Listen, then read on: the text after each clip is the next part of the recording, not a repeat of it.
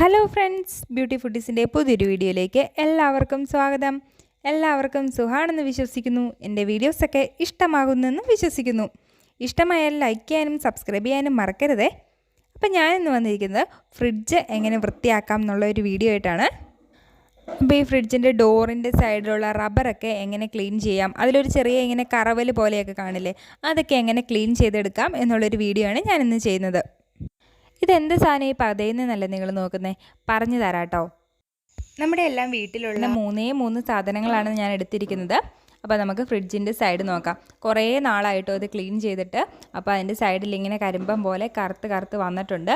അപ്പോൾ ഇത് ഇത്രയും ഭാഗം നമ്മൾ മേള് തൊട്ട് ഇങ്ങനെ താഴെ വരെയുള്ള ഒരു ഭാഗമാണ് ഇന്ന് ക്ലീൻ ചെയ്യാൻ പോകുന്നത്. അപ്പോൾ അതിൻ്റെ ഇടയ്ക്കോടെയൊക്കെ ഇങ്ങനെ ചെറിയ കരിമ്പം പോലെ ഇങ്ങനെ കറുത്ത് ഉണ്ട്.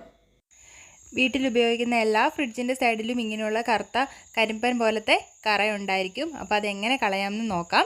നമ്മൾ സാധാരണ തുണിയൊക്കെ ഇട്ട് തൂത്തിട്ടുണ്ടെങ്കിൽ ഈ ഒരു കരിമ്പൻ പോലത്തെ ഈ ഒരു കറ പോകത്തില്ല കേട്ടോ. അപ്പോൾ എങ്ങനെയാണ് ഇത് കളയേണ്ടതെന്ന് നമുക്ക് വീഡിയോയിലൂടെ കാണാം. അപ്പോൾ സ്കിപ്പ് ചെയ്യാതെ കാണുക. ഒരു പാത്രത്തിൽ ഞാൻ കുറച്ച് സോപ്പ് പൊടി എടുത്തിട്ടുണ്ട്. സൺലൈറ്റിൻ്റെ സോപ്പ് പൊടിയാണ് എടുത്തിരിക്കുന്നത്. ഇനി അതിൻ്റെ അകത്തോട്ട് കുറച്ച് സോഡാപ്പൊടി ഇട്ട് കൊടുത്തു. ഇനി വേണ്ടത് ഒരു നാരങ്ങയാണ്. അപ്പോൾ കറ എന്തോരം ഉണ്ടോ അതിനനുസരിച്ച് നാരങ്ങ എടുക്കുക. നാരങ്ങ അല്ലെങ്കിൽ ഉപ്പ് നീരാണെങ്കിലും എടുത്താൽ മതി. അപ്പോൾ നമ്മൾ നാരങ്ങ ഒരു ഫുൾ നാരങ്ങ മൊത്തം എടുക്കുന്നുണ്ട്. അപ്പോൾ നമ്മൾ അതിങ്ങനെ പിഴിഞ്ഞൊഴിക്കുമ്പോഴത്തേക്ക് ഈ സോഡാപ്പൊടിയിലേക്ക് വീഴുമ്പോഴത്തേക്കും ഇതിങ്ങനെ പതഞ്ഞ് വരാൻ തുടങ്ങും. അപ്പോൾ നമ്മൾ എടുത്തിരിക്കുന്നത് മൂന്ന് സാധനങ്ങളാണ്. സോപ്പ് പൊടി, സോഡാപ്പൊടി, പിന്നെ നാരങ്ങ നീര് അല്ലെങ്കിൽ ഉപ്പ് നീരാണെങ്കിലും ഉപയോഗിച്ചാൽ മതി. സോഡാപ്പൊടി നമ്മൾ കുക്ക് ചെയ്യാൻ വേണ്ടി ഉപയോഗിക്കുന്നതാണ്. കേക്ക് ഉണ്ടാക്കാനും കുക്കീസ് ഉണ്ടാക്കാനൊക്കെ നമ്മൾ ഈ സോഡാപ്പൊടി ഉപയോഗിക്കുന്നുണ്ട്. പക്ഷേ ഇതുപോലുള്ള കറകൾ കളയാനും ഈ സോഡാപ്പൊടി നല്ലതാണ്. ഈ പാത്രങ്ങളിലൊക്കെ പറ്റിപ്പിടിച്ചിരിക്കുന്ന കറയൊക്കെ കളയാൻ സോഡാപ്പൊടി നല്ലതാണ്. ഇതുപോലുള്ളൊരു മിശ്രിതം ഉണ്ടാക്കി നന്നായിട്ടൊന്ന് തേച്ച് എടുത്തിട്ടുണ്ടെങ്കിൽ പാത്രത്തിലുള്ള കറയൊക്കെ പോയി കിട്ടും. ഇനി നമുക്കിതിനെ ഒരു സ്പൂൺ വെച്ച് നന്നായിട്ടൊന്ന് ഇളക്കിയെടുക്കണം. അപ്പോൾ ചെറുതായിട്ട് സോപ്പ് പൊടിയുടെ കട്ടകളൊക്കെ ഉണ്ട്, അതൊക്കെ നന്നായിട്ടൊന്ന് അലിയിപ്പിച്ച് എടുത്തിട്ടുണ്ട്. സോപ്പ് പൊടി തന്നെ എടുക്കണമെന്നില്ല കേട്ടോ, നിങ്ങൾക്ക് ലിക്വിഡ് ആണെങ്കിലും ഉപയോഗിക്കാം. പാത്രം കഴുകുന്ന ലിക്വിഡോ അല്ലെങ്കിൽ തുണി കഴുകാൻ ഉപയോഗിക്കുന്ന ലിക്വിഡാണെങ്കിലും ഉപയോഗിക്കാം. നന്നായിട്ട് പതഞ്ഞ് വരാൻ വേണ്ടിയിട്ടാണ് ഞാനിതിട്ടിരിക്കുന്നത്. ഇനി ഒരു പഴയ ബ്രഷ് എടുക്കുക. ആ പഴയ ബ്രഷും കൊണ്ടും നന്നായിട്ടൊന്ന് മിക്സ് ചെയ്ത് എടുത്തു.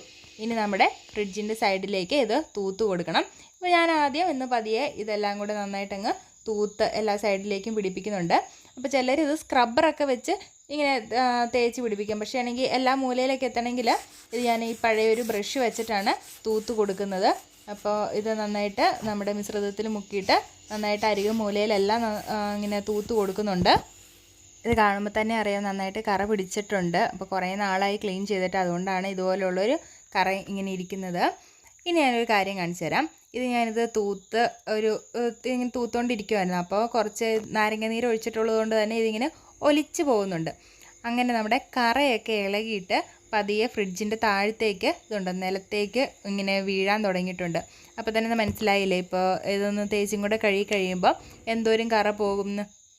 ഇത് നമ്മൾ അരികുമൂലയിലെല്ലാം നന്നായിട്ട് തേച്ച് പിടിപ്പിച്ചു. എന്നിട്ടൊരു 10 മിനിറ്റ് വെയിറ്റ് ചെയ്യാം. 10 മിനിറ്റ് കഴിയുമ്പം ഇതിനെ ഒന്ന് തേച്ച് ആ ബ്രഷ് കൊണ്ട് തന്നെ ഒന്ന് തേച്ച് കഴുകി എടുത്താൽ മതി. ഏകദേശം ഒരു 10 മിനിറ്റൊക്കെ കഴിയുമ്പോഴത്തേക്കും ഇതിൻ്റെ കറയൊക്കെ നന്നായിട്ട് ഇളകി സെറ്റായിട്ടുണ്ട്. അപ്പോൾ ഈ ബ്രഷ് വെച്ച് അരികു മൂലയിൽ നന്നായിട്ടൊന്ന് തേച്ച് കഴുകി എടുക്കുവാണ്. അപ്പം അരികിലെല്ലാം ഇങ്ങനെ ഒരു പഴയ ബ്രഷ് എടുത്ത് കഴുകുവാണെങ്കിൽ ഇതിൻ്റെ സൈഡെല്ലാം നന്നായിട്ട് തേച്ച് കഴുകാൻ പറ്റും. ഇങ്ങനെ സ്ക്രബ്ബർ ഇട്ട് കഴുകുമ്പോൾ ഇതിൻ്റെ സൈഡിലൊക്കെ ചെറിയ പാടൊക്കെ വീഴും. അതുകൊണ്ടാണ് ഞാൻ സ്ക്രബ്ബർ എടുക്കാത്തത്. അപ്പോൾ ഇതുപോലൊരു പഴയ ബ്രഷ് എടുക്കുവാണെങ്കിൽ തന്നെ, കുറച്ച് കട്ടിയുള്ള ഒരു ബ്രഷ് എടുക്കുവാണെങ്കിൽ തന്നെ ഇങ്ങനെ തേച്ച് കൊടുത്താൽ മതി. അപ്പോൾ ചെറുതായിട്ട് വരുന്നതല്ല ഞാനിങ്ങനെ തുണി കൊണ്ട് ഇങ്ങനെ തൂത്ത് കൊടുത്തിട്ടുണ്ട്. എന്നിട്ട് ബാക്കിയും കൂടെ നന്നായിട്ടൊന്ന് ക്ലീൻ ചെയ്തു. ഇപ്പോൾ അത്യാവശ്യം ഞാൻ നന്നായിട്ട് ബ്രഷ് വെച്ച് നന്നായിട്ട് അങ്ങ് ഇളക്കി എടുത്തിട്ടുണ്ട്. ഇനി ഇതിൻ്റെ അകത്തോട്ട് ഈ റബ്ബറിലേക്ക് കുറച്ച് വെള്ളം ഒഴിച്ചു കൊടുക്കുക. അപ്പോൾ തന്നെ ഇതുണ്ടോ, കറയെല്ലാം നന്നായിട്ട് ഇളകിയിട്ടുണ്ട്. ഞാനിതൊരു 10 മിനിറ്റ് കേട്ടോ വെച്ചിട്ടുള്ളൂ. അപ്പോഴത്തേക്കും ഇതിൻ്റെ കറയെല്ലാം നന്നായിട്ട് ഇളകി ഞാനൊന്ന് ജസ്റ്റ് ഒന്ന് കഴുകിയപ്പോഴത്തേക്കും ഇത് നന്നായിട്ട് ഇളകി ഒന്ന് സെറ്റായിട്ടുണ്ട്. ഇനി നന്നായിട്ടൊന്ന് തൂത്ത് പെറുക്കി എടുക്കണം. അപ്പോൾ നമ്മൾ വെള്ളം കൂടെയൊക്കെ ഒഴിച്ച് ഒന്ന് കഴുകി എടുത്തിട്ടുള്ളത് കൊണ്ട് ഇതിൽ നന്നായിട്ട് ഈർപ്പമുണ്ട്. അതുകൊണ്ട് തന്നെ ഒരു ഉണങ്ങിയ തോർത്തോ തുണിയോ ഒക്കെ വെച്ച് നന്നായിട്ടൊന്ന് തുടച്ച് എടുത്തു. അങ്ങനെ നമ്മുടെ ഫ്രിഡ്ജിൻ്റെ ഈ റബ്ബറൊക്കെ നന്നായിട്ട് ക്ലീൻ ആയിട്ടുണ്ട് കേട്ടോ, നല്ല വൃത്തിയായിട്ടുണ്ട്. പിന്നെ ഒരുപാട് വർഷമൊക്കെ ആയിട്ടുള്ള കറകളൊന്നും പോകുമെന്ന് ഞാൻ ഉറപ്പ് പറയുന്നില്ല കേട്ടോ. ഇനി എൻ്റെ ഫ്രിഡ്ജിൻ്റെ അകത്ത് വെച്ചിരിക്കുന്ന മറ്റൊരു സാധനം കാണിച്ചു തരാം. ഈ സംഭവം ഇത് ഞാൻ ഗ്ലാസ്സിൽ ഇതിങ്ങനെ വെച്ചിരിക്കുന്നത് കേട്ടോ. കാരണം നമ്മൾ സാധനങ്ങളൊക്കെ കൊണ്ട് വെച്ച് കഴിയുമ്പം അതിലെന്തെങ്കിലും പൊടിയോ എന്തെങ്കിലും അഴുക്കൊക്കെ ഉണ്ടെങ്കിൽ അതിലേക്ക് വീണോളും. അപ്പോൾ നമുക്കതെടുത്ത് ക്ലീൻ ചെയ്യാൻ എളുപ്പമുണ്ട്. ഇങ്ങനെ ഈർപ്പമൊക്കെ നമ്മുടെ ഗ്ലാസ്സിലേക്ക് വീണ് ചെറിയ ചെറിയ ഇങ്ങനെ ചെളികൾ പോലെയൊക്കെ കാണില്ല. അപ്പോൾ ഗ്ലാസ് എടുത്ത് കഴുകണമെങ്കിൽ അതൊരു പാട് തന്നെയാണ്. അപ്പോൾ അതിനും പിന്നെയും ടൈം വേസ്റ്റ് ചെയ്യണ്ടല്ലോ. അതുകൊണ്ട് ഇങ്ങനെ ഒരു സംഭവം വെക്കുവാണെങ്കിൽ അതിലേക്ക് വീണോളൂ. അപ്പോൾ അതും എടുത്ത് പെട്ടെന്നൊന്ന് തൂത്ത് കളഞ്ഞിട്ട് അത് അതേപടി തന്നെ വെച്ചേക്കുവാണെങ്കിൽ വളരെ എളുപ്പമുണ്ട്. അപ്പോൾ ഗ്ലാസിൻ്റെ ഇടയ്ക്കൂടെയൊന്നും ഇങ്ങനെ ചെളി കയറത്തില്ല. അത് നല്ലൊരു സംഭവമായിട്ട് കേട്ടോ എനിക്ക് തോന്നിയിരിക്കുന്നത്. അപ്പോൾ ഞാനിത് വാങ്ങിച്ചത് മീഷോയിൽ നിന്നാണ്. അപ്പോൾ എൻ്റെ വീഡിയോ നിങ്ങൾക്ക് ഇഷ്ടമായെങ്കിൽ ലൈക്ക് ചെയ്യാനും സബ്സ്ക്രൈബ് ചെയ്യാനും മറക്കരുതേ. ഇത് നിങ്ങൾക്ക് ഉപകാരപ്പെട്ട വീഡിയോ ആണെങ്കിൽ മറ്റുള്ളവരിലേക്കും ഷെയർ ചെയ്ത് കൊടുക്കുക. അപ്പോൾ അടുത്ത വീഡിയോ ആയിട്ട് വരുന്നവരേക്കും ടാറ്റാ, താങ്ക് യു.